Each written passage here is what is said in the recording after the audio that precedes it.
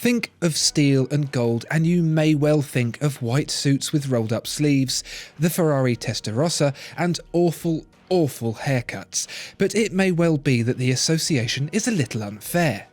As easy as it is to picture a bimetal watch worn on an incredibly loose bracelet around an over-tanned wrist, shrouded in cigar smoke, perhaps it's time to give the plain and precious metal combo a second chance, with one small alteration.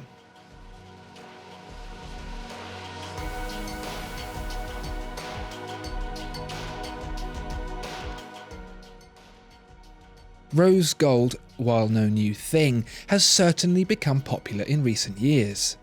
Take traditional yellow gold, add a dash of copper, and voila, rose, or pink if you'd prefer, gold.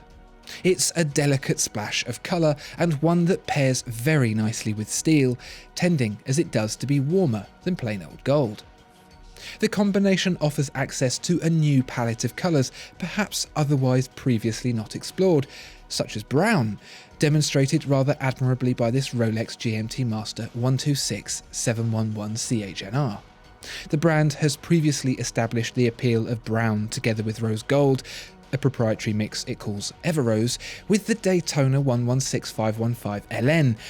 The GMT-Master also has a history of mixing gold with earthy shades, so here we are. There is the all-gold 126715 CHNR as well, but if you prefer your precious metals as an accent, then the bimetal will save your bank account from a hefty £18,000 injury. Like the Yachtmaster 116655, also in rose gold, but this time against a black backdrop, the CHNR demonstrates how the warmth of rose gold can cross the boundary between smart and casual, sporty and dressy. You do of course get Rolex's self-imposed duotone single-piece ceramic bezel. The company refused to glue two different colour pieces together and spent a lot of time and money figuring out how to make them in one piece, which has numbers inlaid in a fine deposit of rose gold, usually platinum. The pop of the bezel edge and crown in rose gold follows through into the polished centerlinks of the bracelet, rather practically leaving the steel outer sections to take the brunt of day-to-day wear. A little dash of rose gold for the hands, markers and model insignia ties the theme together. You might notice that this Omega, while still resplendent in rose gold, is a slightly different colour to the Rolex. Your eyes aren't deceiving you. Each manufacturer formulates its own composition of gold, copper and other additives to deliver a shade it deems most attractive. Omega's Sedna Gold has a dash of palladium in it for a pop of brightness against the steel.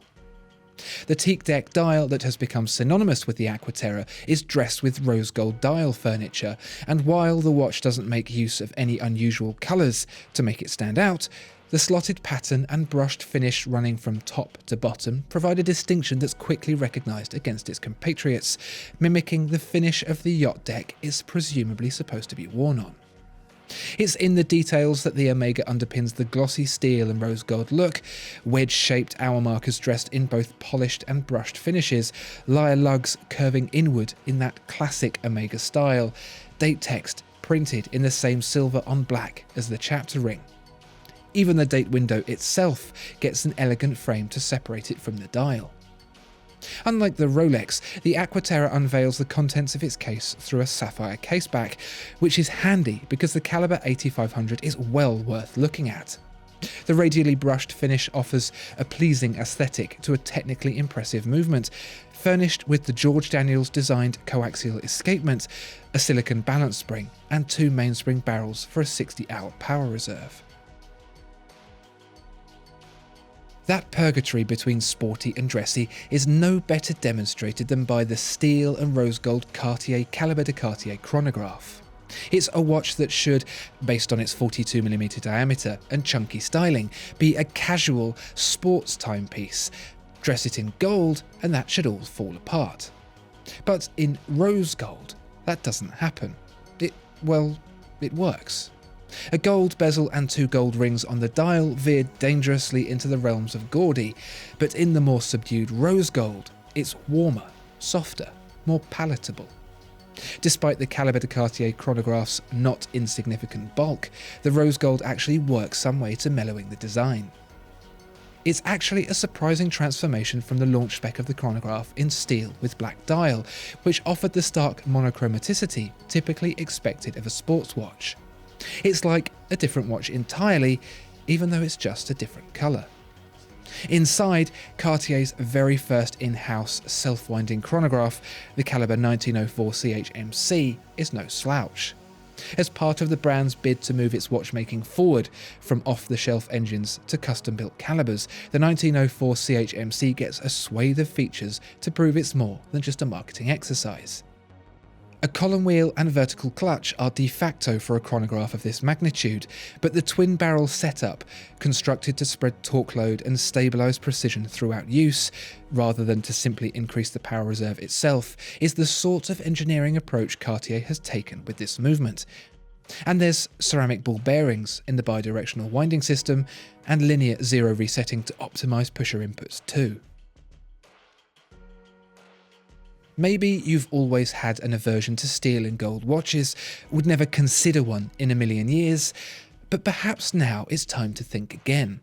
Rose gold has done a number on the old classic, dusted it off and freshened it up for a new millennium. It just might be the only reboot from the 1980s that's actually better than the original. Discover more exceptional watches at watchfinder.co.uk. If you enjoyed this video, please like and subscribe. If there are any other watches you'd like to see reviewed, please let us know in the comments below.